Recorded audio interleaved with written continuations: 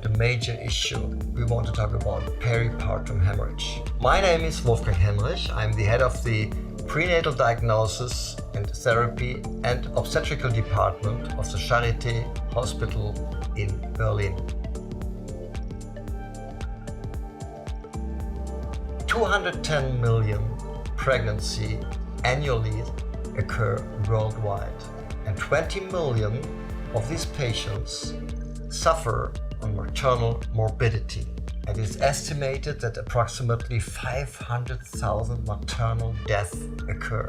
So 75% of these mothers die during delivery or postpartum. And one of the major issues of these dying mothers is peripartum hemorrhage.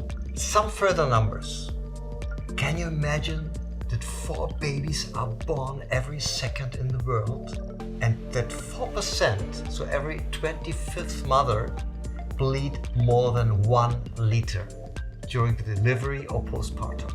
And this leads to approximately a maternal death every 2 to 4 minutes, with all the consequences for the family, for the kid, for the husband, for the parents, for the sisters, etc. So it's a disaster.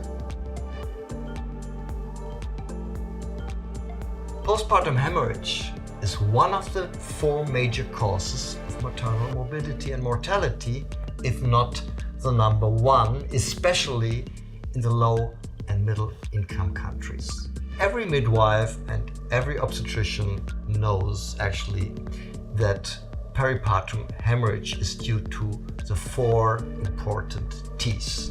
The 1 T for the tone, the 2nd T for the tissue, which means that you have placental remnants in the uterine cavity, or you have placenta bed bleeding due to placenta accreta spectrum. The 3rd T is the trauma. This can occur in the uterus, in the cervix, in the vagina, or in the perineum.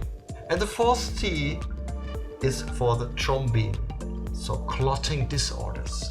This can be congenital, or they can be also acquired due to medication like aspirin and others. So actually every midwife and obstetrician knows about the typical risk factors for peripartum hemorrhage. For instance, multipara, multiple pregnancies, macrosomia of the fetus, prolonged labor, amnion infection syndrome, chorioamnionitis after pre-rupture of the membrane, or polyhydramnios, which occur very often actually, placental implantation disorders, uterine fibroids, clotting disorders, and this can be congenital or acquired. Also, the intrauterine demise or abruption of the placenta are one of the really major causes of peripartum hemorrhage. However, sometimes we have no factors in advance, but the patient starts to bleed without risk factors. And for all of these patients, we have to be prepared, and we have a solution, a very simple solution to stop the peripartum hemorrhage by a chitosan covered gauze, and this is CELOX PPH. In the next minutes, we will demonstrate how simple it is to introduce and to administer this gauze. However, before you start with an introduction of a tamponade, you clarify that there are no lacerations or trauma reasons for the bleeding. Parallelly, you administered already the typical common uterotonics, oxytocin, if available, sulprostone. And in the last years, more or less, we also used tranexamic acid to support the clotting system. However, if all these methods fail, then you have to go forward with the next step of treatment.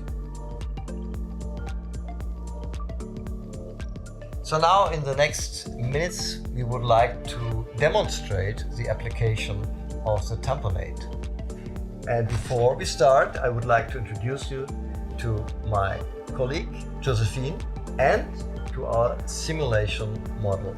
Now, the CELOX tamponade is sterile, packed, and we open it for the assistant.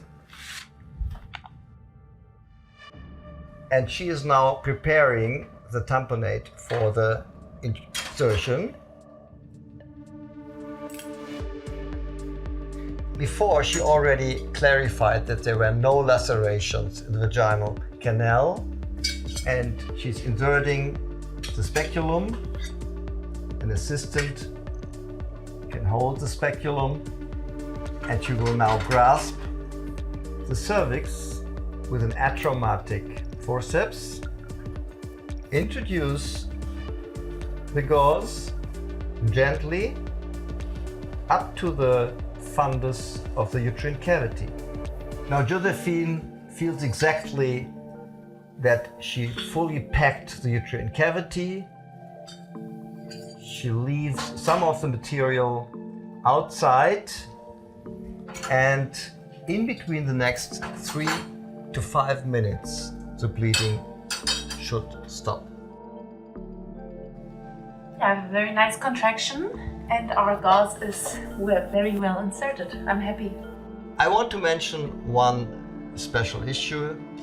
In patients with multiples, twins or triplets, or very macrosomic fetuses, sometimes it is necessary to pack the uterus also with 2 gauzes, 2 tamponades of the CELOX PPH. However, it depends on the size of the uterine cavity. Important is that you fully, completely pack the uterus. So now the tamponade is inserted in the uterine cavity, the uterus is packed, and if available, you can check also the right position of the gauze by transabdominal ultrasound. So if an ultrasound machine is available on the labor ward, you can reassure the correct positioning of the gauze by transabdominal ultrasound. So you just put some jelly on the abdomen, and with a regular transabdominal probe, you can visualize the uterus, the uterine cavity, and the correct positioning of the tamponade.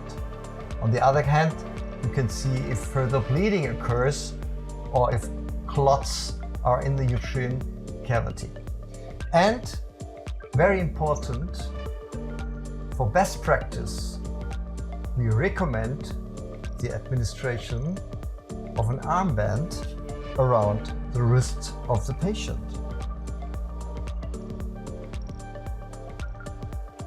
You have 2 mechanisms. On one hand side, you compress the placental bed and stop the bleeding by putting pressure on the intrauterine cavity. On the other hand, you have the chitosan covered gauze, which stop the bleeding independent from the maternal clotting cascade. And this is one of the very, very important issues. If you have mothers which bleed more than 1 liter, 1.5 liter, or even 2 liters, very often the clotting system is totally disarranged, deteriorated. Therefore, these gauze support the clotting in the area of the placental bed to stop the bleeding. Besides this, you monitor the patient with blood pressure, frequency, and her condition. And this armband should stay for the next 24 hours till you remove the foreign body, the tamponade, and only the one who is removing the tamponade is allowed to remove this armband. This is a very important issue. Besides this, we administer a single shot of antibiotic covering for the patient. In the meantime, the gauze is in the uterine cavity. And then after 12 to 24 hours, we remove the tamponade, which is demonstrated now by Josephine.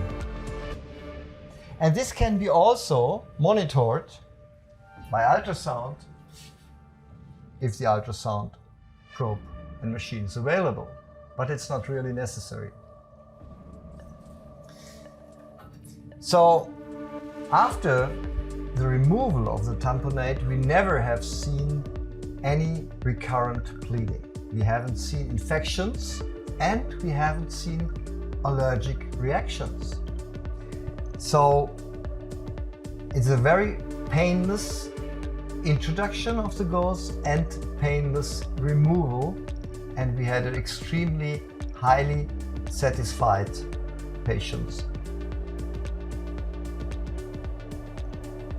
One of the major questions is actually the question about allergies. We have not experienced any allergies because the chitosan comes from the shell and not from the meat of the shellfishes. And therefore, we are very happy that also fish allergic patients could actually be treated by the tamponade. So in our extensive clinical experiences and in follow-up studies, we have seen uncomplicated subsequent pregnancies. We have seen normal menstrual cycles. We haven't seen any Asherman syndromes or increased rates of abortions or something like that. So obviously the gauze, and after the removal of the gauze, a normal menstrual cycle occurs and it has no further impact on subsequent pregnancies. We were able to significantly reduce the rate of hysterectomies by 78% since the introduction of CELOX PPH as compared to our previous management strategies and devices. So I would like to add a very important point. Not only does it work as a tamponade, but because of the impregnated chitosan hemostatic agent, it supports clot formation independent of the mother's coagulation factors.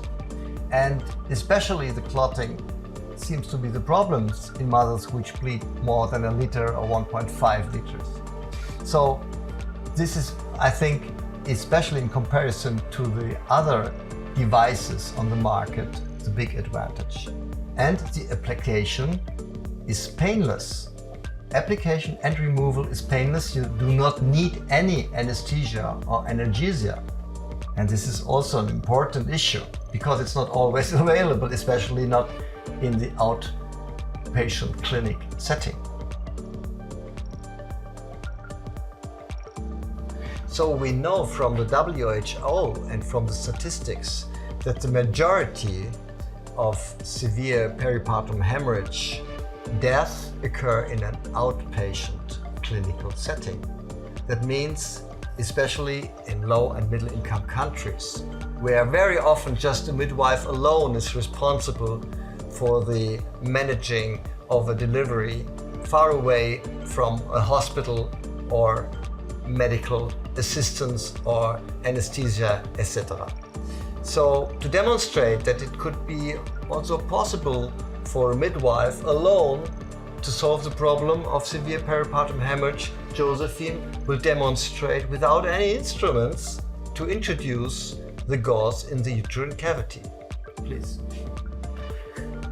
So she is taking just the gauze in her hands and insert the gauze manually into the cervix, through the cervix into the uterine cavity, holding with her second hand the fundus and packing the uterine cavity.